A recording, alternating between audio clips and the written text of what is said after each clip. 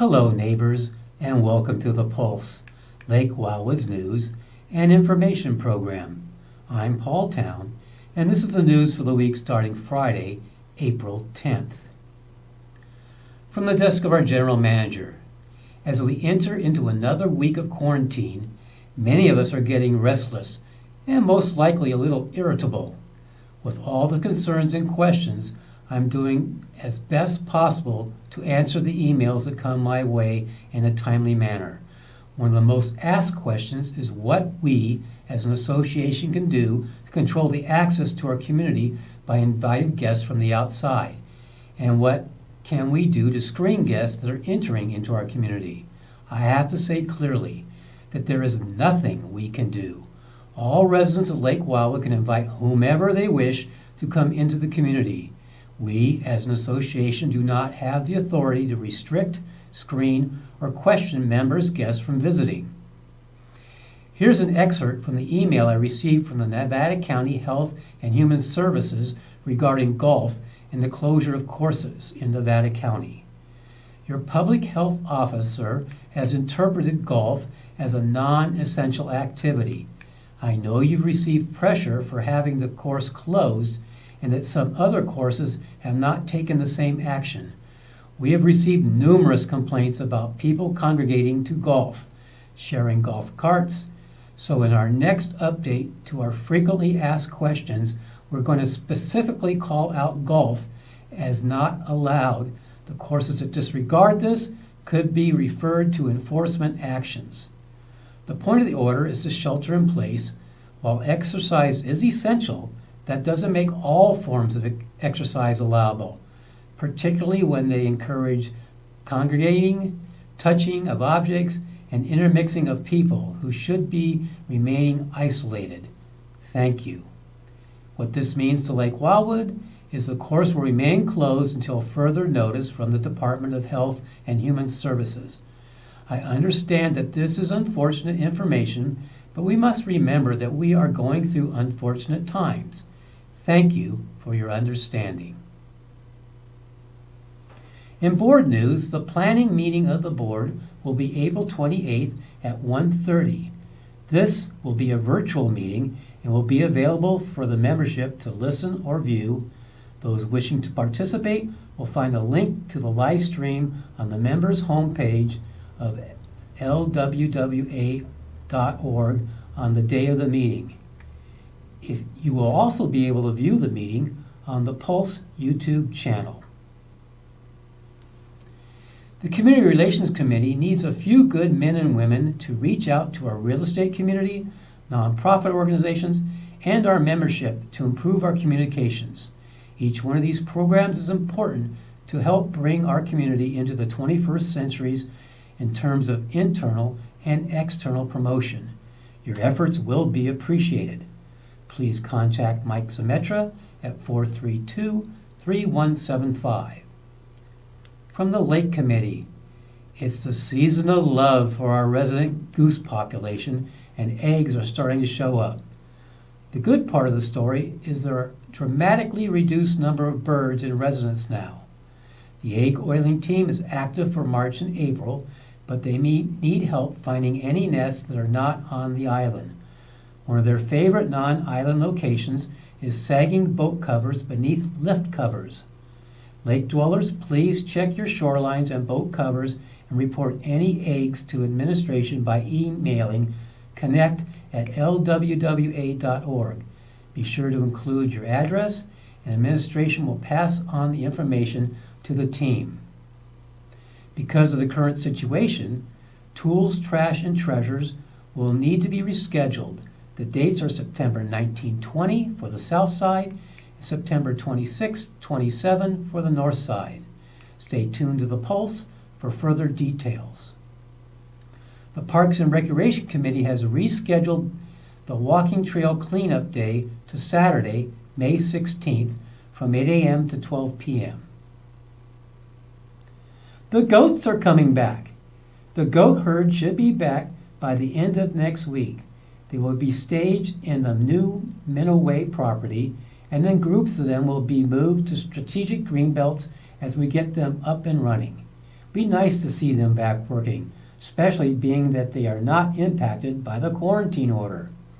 The herd has grown over the spring. We'll see some new faces in the crowd. The AARP tax aid service has been canceled. At this time, residents are advised to seek alternative methods to get your 2019 taxes prepared. As we begin the new weed season, staff has already started the new spraying program. If you would like your property to be exempted from spraying, please email Sherry Thalberger at sherrylww@gmail.com with your property information. She needs your name, address, phone number, and any directions and or comments you wish to share. Please note, if you select to have your address listed as a no-spray property, you will be responsible for the weed control all the way to the roadway. Today, our head PGA golf pro, Jim Knight, introduces us to the training center. My name is Jim Knight. I am the PGA head golf professional at the Lake Wildwood Golf Club, and this is such a good idea for Paul to be doing this show because now I can introduce you to our teaching center, that we call it, and explain kind of what we do. A lot of you don't even know it's here. I know a lot of you that have hit balls on the driving range have hit it with balls, but didn't know what exactly you're hitting. So our building in here is just a wonderful training aid. We do so much stuff in here, which I'm going to show to you and explain to you. Later, or earlier today, I was working with a gentleman and we were fitting his driver form. So we have one of the state-of-the-art launch monitors. We have a Foresight GC2, and with that, we can get all the data that you see up here on the TV. So when we're fitting a driver form, we can get the right launch angle, find out his ball speed, and get it where he can really maximize his distance on not just his driver, but all his clubs. We do a lot of club fitting here. We have a complete ping fitting system, and this is just adding on to what we've always done. So you can, for some examples with our launch monitor now, they will hit and all their statistics will come up on our TV, so we can see the ball speed, the launch angle, side spin, and so while we're fitting them, we can also teach them too. So just a great tool. These days in golf, if you don't have a launch monitor, you're missing the boat. All the tour players now are still relying on their golf instructors, but every one of them, I can guarantee, has a launch monitor that every time they go out there to practice, they got that launch monitor on. So we have exactly the same capabilities of what the tour players are using.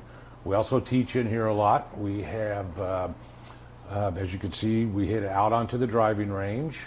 We have just a very comfortable situation here.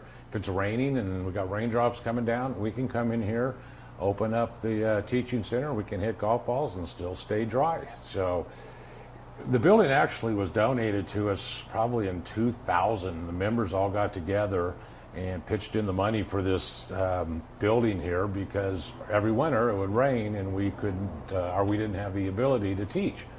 So they got together, put all their money in, and some local contractors built it, and this thing gets a lot of use. So you see the launch monitor. We also do a lot of videoing. So if we look over here, we will video, and then the videos that we take, then they will come up on the TV. So then we can draw the lines up, analyze the golf swings, and we use. I love to use the video when I'm teaching. It just lets the students see what they're doing and really get a grasp on what they need to work on to get better. So we've got all kinds of other teaching aids in here. We've got teaching clubs. We've got a little thing over here on the floor that if they're having a hard time transferring their weight, we can get them in that and teach them how to go ahead and transfer that weight a little better with the tool of an aid. We've got one of my favorites. If we are trying to teach somebody to hit down on the ball, we've got this called the Tour Striker Club, and we have a few of these and we let people hit, and this will teach you to hit down so the ball goes up in the air. So we have pretty much all the state-of-the-art teaching things. There's always things that are coming up, and we always look at everything that's on the market and try to find things that will help our membership, and I think we really do a good job. So not only am I down here teaching, you know, Lake Wildwood, we have 3 PGA professionals. We have Carlos Gilbert, who's PGA professional, Tyler Knight's a PGA professional, and myself's a PGA professional. And you just don't see that a lot of the golf courses. So we have it all here at Lake Wildwood. Thanks, Jim. What a great asset for our golfing community. In other golf news, Jim wants to remind everyone that although Jonas will still allow you to schedule tee times, those times are invalid because the course is closed. From Bill Hamilton, huge kudos to my fellow Lake Wildwood members as you walk the golf course cart path for exercise and fresh air. We have not found any dog poop left on the sides of the path. I thought this privilege was going to be one of those no good deed moments, but everyone has been totally awesome and respectful of their property. Thank you. I'm particularly amused by the non-golfing couples that are seemingly lost in their new adventure so far. Everyone has made it out alive. Let's keep it that way. All club activities have been suspended for the foreseeable future. Our security update comes from our security manager, Pete Newell. Well, greetings once again. Pete Newell, your security manager here at Lake Wildwood. We've gotten through another full week of our hopefully temporary new normal. There has been a good side effect about this. With a lot of people staying home, I think there's a lot of happy dogs out there. And our calls for service have shown it dramatically. A typical week for us, we would probably have 10 barking dog calls and another 10 loose dog calls, sometimes even more. Last week, one of each. That's just amazing. Clearly shows that people are home and that they're enjoying their lives at home. We have only one negative thing to talk about today. 2 or 3 weeks ago, we talked about a handful of gasoline thefts from the Meadow Park boat storage area. Then on the 24th of March, a resident surprised the bad guy and the gas thief ran away, unfortunately got away. We thought that that scare put into him might have ended it because we've had no further reports of any kind from Meadow Park since that time. Unfortunately, last Friday afternoon, we did get a fresh report from the marina, which again kind of surprised us because it's locked and has those gates and things. But one person reported a gas siphon over 2 or 3 days late last week out at the marina.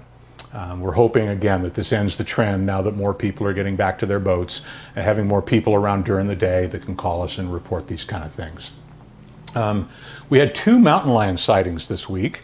Not a great increase, but definitely noticeable.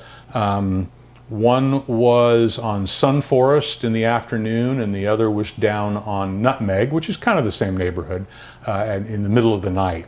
I have noticed out in the world outside the community, we're hearing trends about more wildlife occupying built-up areas due to people being not out on the road, not out on the parks and things like that. I'm not sure if that's what we were seeing here or if it was just at springtime and we saw the same mountain lion got seen twice in 2 different generally similar locations.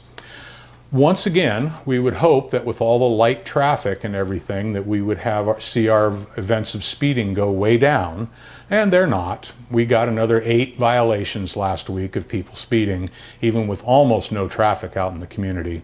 Once again, comparing it to what I see out outside the community, I've seen a lot more people speeding out there, and I think they're thinking that the light traffic and the unusual circumstances is kind of their secret license that they don't have to be careful and obey the speed limit.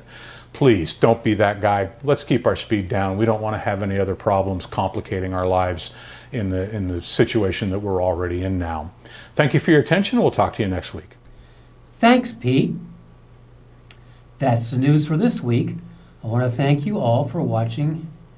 Don't forget to subscribe to the Pulse YouTube channel, Lake Wildwood's news and information channel, and home to your virtual board of directors meetings. Until next time, stay healthy and happy.